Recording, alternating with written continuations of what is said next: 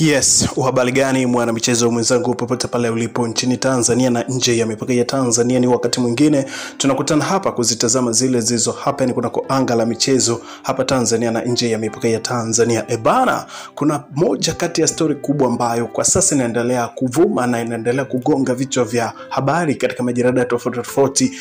Watu wanaoandika michezo wanaelewa nini kinachoendelea kunako anga la michezo. Bana, kabla hatujafika mbali hakikisha unabonyeza maandishi ambayo yameandikwa subscribe, lakini pia utaifuata alama ya kengele itakayojitokeza hapo pembeni. Utaibonyeza. Kwa kufanya hivyo kutakufanya wewe uwe wa kwanza kupata taarifa zetu tunazokuletea kila siku kila wakati mara baada yako. Hapa ni sisi tunafanya kukuletea hapo, ili mwanafamilia wa HNT Media usihangaike kwenda sehemu nyingine kutafuta taarifa za michezo zinazotokea na zinazo happen kila mara kila wakati. Bana, Haji Sunday Manara ni mdau wa soka, lakini pia ni mwanachama wa klabu ya Young Africans ambaye kwa sasa anaitumikia klabu hiyo kama mwanachama. Hapo nyuma alikuwa ni msemaji wa klabu hiyo ya Young Africans mpaka pale ambapo alikutwa na tuhuma na TFF wakamfungia miaka miwili, adhabu ya miaka miwili kutojihusisha na soka, lakini pia na faini ya milioni 2.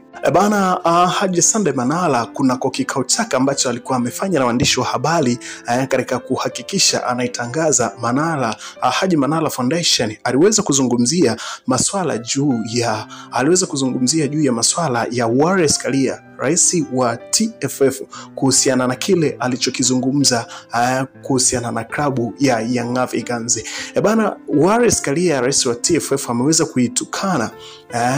ameweza kuwatukana uongozi wa klabu Young Africans kwa kuwaita wajinga na watoto. Mambo yalikuwa mengi sana kufuatia kwa interview ambayo alifanya Wallace Karia alipokuwa akihojiwa na waandishi wa habari kuhusiana na kila ambacho Young Africans walikuwa kudai point, lakini pia na kudai bodi ya ligi ichunguzwe, ikiwezekana ivunjwe kabisa kutokana na kutotoa maamuzi sahihi na kuacha kanuni na taratibu zinazoiongoza ligi, badala yake wanaanza kutumia busara. Lakini majibu aliyoyajibu Wallace Karia, aliweza kusema kwamba kabla hawajajiuzuru viongozi wa bodi ya ligi, lakini pia viongozi wa klabu Young Africans wajihuzulu wao. Lakini pia bodi ya ligi wao wameweza kutoa statement juu ya kile ambacho Young Africans alikuwa anadai point 3 na magoli 3. Lakini pia bodi ya ligi wameweza kuzungumza pia kwamba Young Africans hawezi kupata point hizo kutokana na kwamba taarifa iliyotolewa na bodi ya ligi imejikita katika kanuni za ligi, kwamba wakati ambapo mchezo unaahirishwa ni kutokana na masuala ya kiusalama. Kama kuna uvunjifu wa amani, basi hapo mchezo utaahirishwa. Lakini katika taarifa ambayo imetolewa na bodi ya ligi wameweza kusema kwamba vilikuwepo viashiria vya kutokuwa na amani, kwa hiyo wakaamua kuahirisha mchezo huo.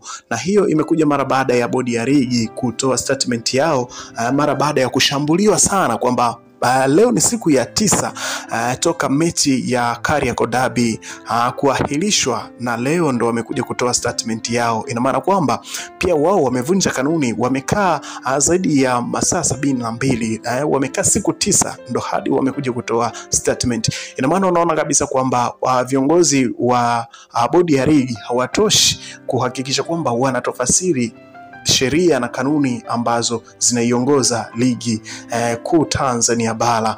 Kwa nukta hiyo unaona kwamba alichokizungumza Haji Sunday Manara si kumkosoa na sio kumkosoa tu rais wa TFF Wallace Karia, ila ameweza kuzungumza kwamba kama hayo yatakuwa ni maamuzi ya bodi ya ligi, ina maana kwamba Young Africans wana namna ya kufanya ili kuitafuta haki yao.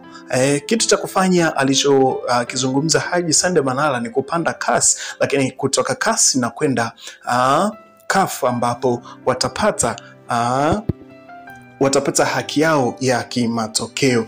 Lakini alijaribu kwenda mbali zaidi, akasema kwamba ili uweze kwenda kupeleka kesi yako CAS lazima kuwepo na fedha zaidi ya milioni 120. Alichokizungumza Haji Sunday Manara aliweza kusema kwamba klabu ya Young Africans haitahusika kutoa shilingi hata moja, ila badala yake wanachama wa klabu hiyo ya Young Africans wenye uchungu na mapenzi makubwa na klabu yao watahakikisha wanachanga fedha mpaka zinakamilika, ili Young Africans waweze kwenda CAS kwenda kutafuta haki yao ambayo bodi ya ligi kwa namna moja ama nyingine ni kama wameweza kuipotezea.